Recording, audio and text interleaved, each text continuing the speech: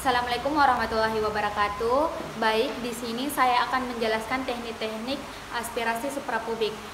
Jadi aspirasi suprapubik yaitu teknik di mana pengambilan sampel urin melalui aspirasi kulit abdomen di daerah suprapubik. Jadi indikasinya itu pada ISK anak, pada fimosis, sumbatan uretra, dan kontradiksinya itu jika kandung kencingnya ini tidak teraba. Kemudian jika juga ada tumor pada kandung kencingnya yang belum diketahui. Jadi yang pertama itu kita menyapa pasien dan keluarganya, kemudian kita memperkenalkan diri, lalu menanyakan apa masalah dari pasien ini. Kemudian kita akan menjelaskan apa saja tujuan dan manfaat pada pemeriksaan teknik aspirasi suprapubik ini. Kemudian setelah itu kita akan menjelaskan jenis alat-alat yang akan kita gunakan. Jadi yang pertama itu ada botol steril penampung kencing. Kemudian ada anestesi lokal yang berisi lidoxin. Kemudian ada betadin, ada jarum suntik 10 cc, dan ada juga jarum 22-23 G, panjangnya itu 1 inci pada anak-anak. Kemudian ada kain kasa steril, ada sarung tangan steril, ada tempat sampah juga, tempat sampah medis, dan ada juga ini baskom yang berisi klorin 0,5%, dan juga ada alat untuk melindungi daerah yang tidak kita periksa. Kemudian setelah itu, setelah menjelaskan alat-alat yang akan kita gunakan, terus kita tanyakan kepada pasien ini di mana lokasi yang akan kita periksa. Jadi lokasinya itu di daerah vesika urinarianya atau letaknya di kandung kemihnya, kandung kencingnya. Kemudian bagaimana cara melakukannya dengan melakukan penyuntikan untuk mengambil sampel urin sebentar. Setelah itu kita juga menjelaskan kepada pasien bahwa mungkin ada resiko, tetapi kita juga harus meyakinkan kepada pasien untuk menangani dengan sebaik-baik mungkin. Jadi juga di sini kita harus meyakinkan kepada pasien untuk menjaga rahasia hanya pasien dan kita yang tahu. Setelah itu pasien juga di sini berhak untuk menolak atau menerima pemeriksaan selanjutnya. Jadi jika pasien tidak terima, maka kita tidak melakukan pemeriksaan selanjutnya. Jadi jika pasien setuju, maka kita akan melanjutkan pemeriksaan teknik aspirasi suprapubik. Jadi jika pasien ini setuju, maka kita akan melanjutkan pemeriksaan, yaitu dengan mempersiapkan alat dan bahan yang akan kita gunakan. Tadi saya sudah jelaskan alat-alat yang akan kita gunakan. Kemudian jika alat-alat dan bahan yang telah kita siapkan, maka selanjutnya kita akan melakukan persiapan pasien. Di mana di sini sebelum melakukan tindakan kita akan mengecek darah rutin si pasien. Kemudian si pasien ini kita menyuruh untuk meminum banyak-banyak air. Selanjutnya setelah itu kita menyuruh pasien dalam keadaan posisi telentang.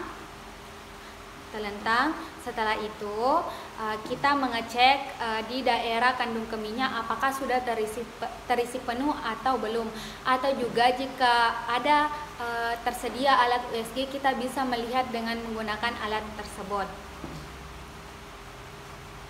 Jadi setelah itu kita memberikan kepada pasien untuk menggunakan bag kolektor untuk mengantisipasi terjadinya keluarnya miksi secara spontan. Kemudian kita melakukan persiapan dengan menggunakan cuci tangan terlebih dahulu, menggunakan kaos tangan steril, dan kita sebagai pemeriksa berdiri di samping kanan pasien. Jadi setelah itu kita melakukan teknik aspirasi suprapubik, di mana pertama itu kita akan membersihkan terlebih dahulu, lalu memberi betadin di daerah suprapubiknya.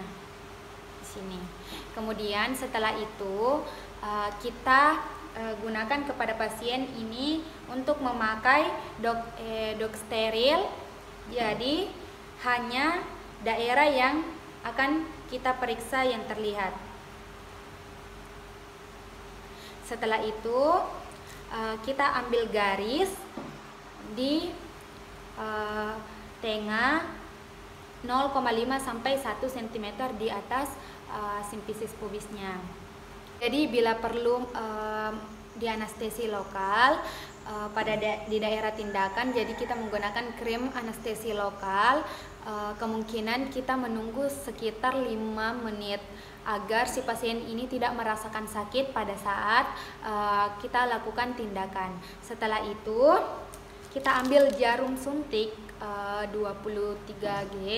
Kemudian di sini kita lakukan aspirasi sedalam 3 cm dengan posisi jarumnya ini membentuk 10 sampai 20 derajat di garis tegak lurus gini. Jadi setelah kita suntik, kemudian kita akan sewaktu jarum suntik ini akan mencapai jaringan subkutannya, maka spoid ini ditarik untuk membuat tekanan negatif. Kita tarik, lalu setelah itu lahan-lahan kita tusukkan lagi di daerah aspirasi sedalam mungkin hingga vesika urinaria atau kandung kencingnya ini mengeluarkan urin. Jadi jika sudah mengeluarkan urin, maka tampungan urinnya juga sudah cukup di dalam botol ini, maka kita akan mencabut jarum suntik ini dengan memegang di daerah penyuntikan dengan menggunakan kasa steril. Jadi setelah itu kita akan membuka dok sterilnya ini membuka dok steril pada pasien. Lalu urin yang diperoleh itu kita masukkan ke dalam botol ini. Jadi setelah pemasangan selesai, hendaknya kita mencuci tangan di baskom yang berisi NaCl dengan menghilangkan bercak-bercak yang ada pada kos tangan yang menempel pada saat itu. Kemudian setelah itu kita buang sarung tangan ini ke tempat sampah medis, lalu kita mencuci tangan asepsis lagi, kemudian kita melakukan perpisahan pada pasien.